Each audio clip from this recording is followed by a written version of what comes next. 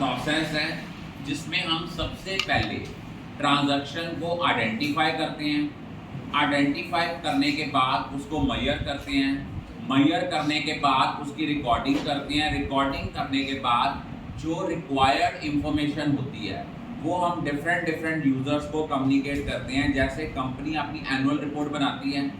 Company का annual report बनाने के पीछे क्या मोटिव होता है कि जो उनके इन्वेस्टर्स हैं, जो शेयर होल्डर्स हैं, उनको रिक्वायर्ड इंफॉर्मेशन प्रोवाइड कराई जा सके ताकि उनको पता लग सके कि जो पैसा हमने उनसे कलेक्ट किया था उस पैसे को हम कहाँ कहाँ यूज़ कर रहे हैं, कितना कितना रेवेन्यू जनरेट हो रहा है, कि उनको जो उनका शेयर ऑफ प्रॉफिट डिविडेंड की फॉर्म में मिल रहा है वो जेन्युइन है कि अनजेन्युइन है। तो दोबारा मैं रिपीट कर रहा हूँ, अकाउंटिंग क्या होता है? अकाउंटिंग एक ऐसा प्रोसेस है जिसमें आप आइडेंटिफाई करते हो किसी भी इकोनॉमिक ट्रांजैक्शंस को, मेजर करते हो, उसके बाद रिकॉर्ड करते हो, रिकॉर्ड करने के बाद कम्युनिकेट करते हो उस इंफॉर्मेशन को यूज़र्स के लिए ताकि वो कोई डिसीजंस जो हैं वो ले सकें, उनको रिक्वायर्ड इंफॉर्मेशन जो है वो प्रोवाइड हो सके।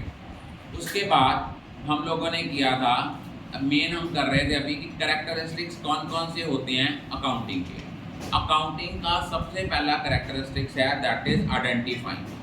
कहते हैं अकाउंटिंग में हम सिर्फ उन्हीं ट्रांजैक्शंस को रिकॉर्ड करते हैं, उन ट्रांजैक्शन और इवेंट्स को जिनको हम मॉनिटरी टर्म्स में, मनी टर्म्स में एक्सप्रेस कर सकते हैं।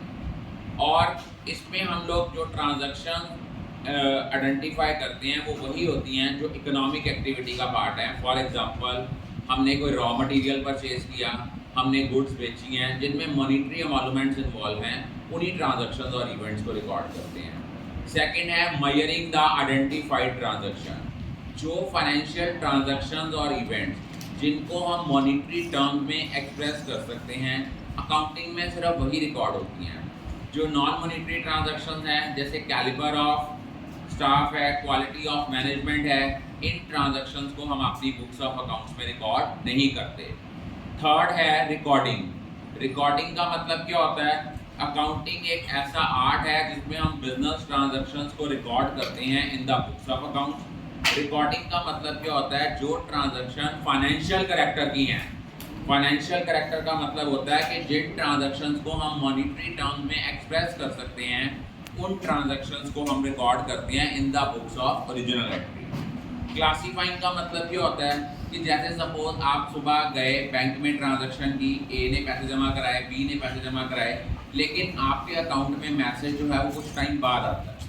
ऑन द सेम वे जैसे आप स्कूल के फी काउंटर पे जाते हो, आप अपनी क्लास 1 क्लास का एक बच्चा गया, उसने अपनी फ़ी डिपॉजिट कराई, 9th का बच्चा गया, उसने अपनी फ़ी डिपॉजिट कराई।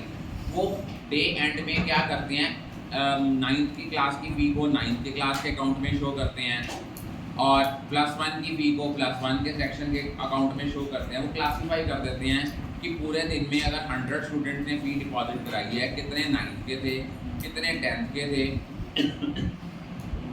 कितने +1 के थे, कितने +2 के थे। जब हम उनको क्लासीफाई करते हैं, ग्रुपिंग करते हैं ट्रांजैक्शन को, जो सेम नेचर की ट्रांजैक्शन होती हैं, जब उनको हम एक कैटेगरी में शो करते हैं उनको हम बोलते हैं क्लासीफाइंग। समराइजिंग का मतलब क्या होता है कि सारी चीज़ ना पढ़ के हम सिर्फ जो हाइलाइट्स हैं उसी को देखते हैं। फॉर एग्जांपल कि हमने पूरा फाइनेंशियल अकाउंटिंग जो है उसको प्रॉपर उनके बुक्स ऑफ अकाउंट्स को स्टडी ना करके साल के एंड में देख लिया कि उनका trading and profit and loss account के अकॉर्डिंगली उनका प्रॉफिट्स कितना था। सेकेंडली हमने ये देख लिया कि उनकी फाइनेंशियल पोजीशन क्या थी। बैलेंस शीट हमें बताती है कि एक पर्टिकुलर डेट को एक ऑर्गेनाइजेशन के कितने एसेट्स और लायबिलिटीज़ हैं। उसके बाद होता है analysis and interpretation. Analysis and interpretation का मतलब होता है जब हम डिफरेंट वेरिएबल्स के बीच में रिलेशनशिप एस्टैब्लिश करते हैं उसको बोलते हैं एनालिसिस। इंटरप्रिटेशन का मतलब होता है जब हम उनको बेस मान के कोई डिसीजंस लेते हैं उनको इंटरप्रिटेशन कहते हैं। और कम्युनिकेटिंग का मतलब होता है ये अकाउंटिंग का वो फंक्शन है जब फाइनेंशियल इंफॉर्मेशन को वो डिफरेंट यूजर्स को प्रोवाइड करते हैं। फॉर एग्जांपल, आपने जिन्होंने कंपनी में पैसा इन्वेस्ट किया, they will be interested in knowing कि कंपनी ने जो पैसा था उनका कहाँ कहाँ खर्च किया, कितना कितना रेवेन्यू जनरेट हुआ। गवर्नमेंट डिपार्टमेंट में जब आप टैक्स पे करते हो, गवर्नमेंट ये नहीं है कि आप 10 लाख रुपए टैक्स पे कर देते हो तो वो मान जाते हैं 10 लाख की टैक्स है। वो कहते हैं रैकेट दो, क्या आप बताओ ऑथेंटिकेटेड कि आपकी टैक्स 10 लाख ही बनती है? क्योंकि लोगों की टेंडेंसी क्या होती है, अगर टैक्स बनती है ज़्यादा तो वो पे कम करते हैं, इसलिए वो साथ ही साथ आपके बुक्स ऑफ अकाउंट्स को भी जो है वो आपको सबमिट कराने पड़ते हैं उसकी कॉपी भी।